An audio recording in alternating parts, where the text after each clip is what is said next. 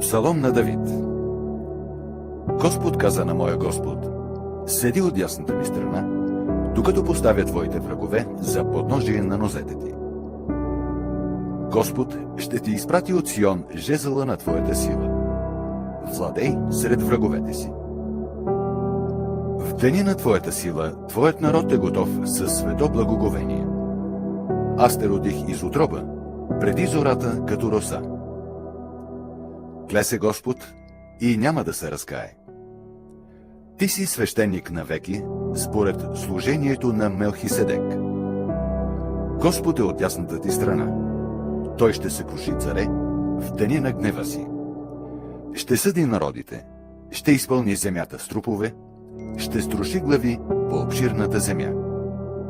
Ще пие от поток по пътя и отново високо ще издигне глава.